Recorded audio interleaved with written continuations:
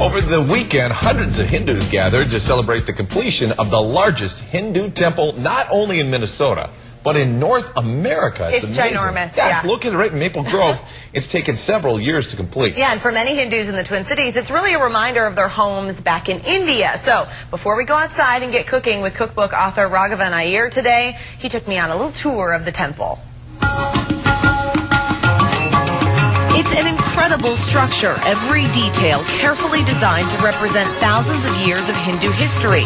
A 43,000 square foot place of worship that sits on 20 acres, and it's like nothing I've ever seen. Okay, so we're inside the temple, Raghavan, and I mean, a lot of people I think in Minnesota wouldn't really have any idea that this exists. Especially in the middle of cornfields. Walking into the temple is almost like walking into India. It's filled with traditional bright-colored clothing, chanting, and music. The walls are lined with shrines dedicated to the Hindu gods and goddesses that were handcrafted in India, then shipped to Minnesota.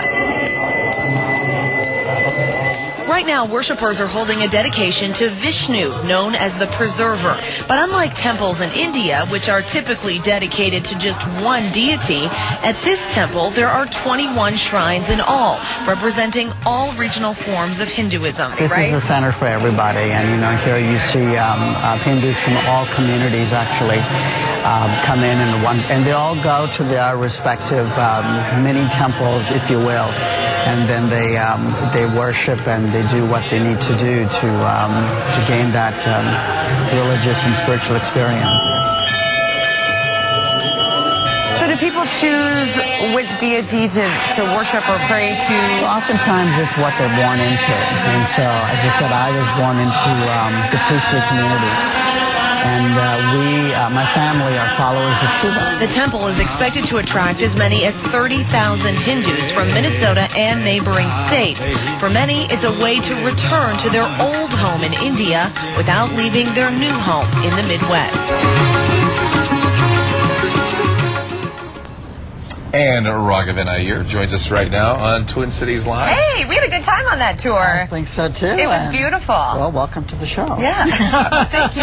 That does look beautiful, and that looks like a lot of people were very excited about that this weekend. It was a huge deal for the community, and you know, they probably got tens of thousands of visitors. People, yeah. And so one thing that when you're there at all those different little deities, the little shrines, you see food as an offering to them, and so I was getting hungry even while I was there and looking forward to this. It's such an integral part of just the way we live. I mean, come on, food. You know, it's like gotta have it.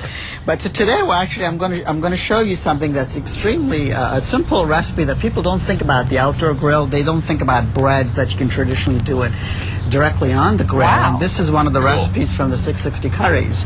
Oh, yeah, that's your book. That's his book. Good. I think we've done about 600 by now. You're going to have to add more, which is fine with me because he's got an incredible record of things that I've never heard of that are great. Yum. And we're talking about naan We're talking about naan, which is a bread that's traditionally baked in the inner walls of a clay oven. And the goal is to create the facsimile of a clay oven in your outdoor backyard. In your grill. In your grill. So we've got the grill heating with the pizza stone in place. So the pizza stone is heating up, and it's coming to about 600 degrees in temperature. Wow, that's getting hot. So in the meantime, we're going to actually do the dough cannot be more painfully simple. It's flour, it's buttermilk, it's salt, baking powder, and water. That's it. And then do you have to let it rise or anything? Not necessarily. You want to soften it for about a half hour because the goal is to sort of relax the gluten, which is squishy. It is squishy. And so once the softer it is, the better it is. And if it's a little too sticky, you can just add a little flour right to that as you're rolling it out. Okay. And I'm going to have you mix a combination of four simple things. It's shredded potatoes with salt in there, and you're actually cooking just like an Indian does. You know, we use our hands as we cook. I'm cooking just like an Indian. Fascinating. And although we use only our right hand, but that's different. Oh, sorry, I like to get real in there. There you go. So this is potatoes?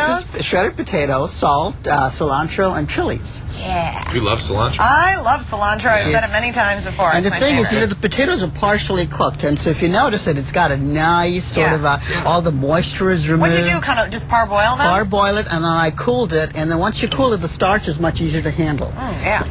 And so here we've got, so we're going to take a little bit of that right So you just here. rolled out one of these little dough things? Roll it out, and then I'm going to fold it up. And you can see once it's folded, I'm just sort of pinching the end. You made like a little pocket. Little pocket, and so everything is right in here. And then you're going to put a little bit more flour in there, and then it's going to be re-rolled out. And you can see when it's re-rolled out, the beauty of it. Absolutely. So you could probably do this with lots of different things to put as a combination. You could do that with ground lamb. You could do it with cheese. You could do it with just about anything.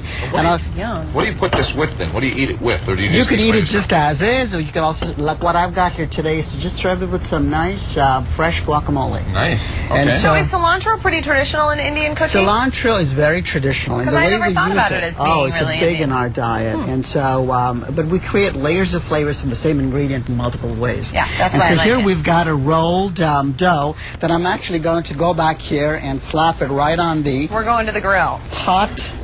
And you can see as soon as you slap it, you can see how it's starting to bubble. Oh wow, that is hot in there. You can see it. That's what you're. Yep. And I oftentimes will put the lid on it, and so there's a little steam that comes within. And then once it's done on the underside, it takes about, because it's stuffed, it's going to take about a couple of minutes. Okay. And then I'm going to flip it over. And just get it golden brown. Just get it golden brown, and you can see, just to give you a little teaser here. Yeah, you can start to see. Oh my gosh! See what I'm talking about? Right here, lift up that other side. We can get. Yeah. And so this becomes really, and this is the perfect temperature for that. Very good. And so once it's done, then we're going to brush it with some clarified butter. I mean, anything is delicious with ghee, which is butter. And you can buy that. And you could buy that. You can make clarified butter, but you can't just buy it, right? Yeah, you can buy it. You can also make it. I mean, if you can melt butter, you can Raghavan make makes ghee. it. I would be like, let's buy it. Ready to rock. That's ready to go, and you John's can ready to slice her. He's ready to slice. It's like a little flatbread, but with the toppings inside. Absolutely, and it's sort of, you can also take the same dough and turn it into a pizza dough. Really? And so all of a sudden that becomes your thin crust pizza on the grill. And you can top it off with tomatoes, and you can top it off with onions and any kind of meat toppings you want to put on it. To me, you really have to expand your horizon when it comes to coming outdoors and cooking on the grill. Well, yeah, I think people don't think about this on the grill at all. Got a restaurant coming to town too. I can't wait to go to that. What's the latest on that? The latest on that, it's we're looking at an early August opening, and it's right downtown Minneapolis in the warehouse district. Oh, cool! You serve this. Yeah. And this is one of the dishes that's going to be on the menu. Very, very good. It's yum, yum. Thanks so much. Thanks for having me. Thanks for the tour on Friday and then coming out today. Good to see you, John. It's great to see you. Really fun. Thanks so much. Great ideas for the patio. And if you want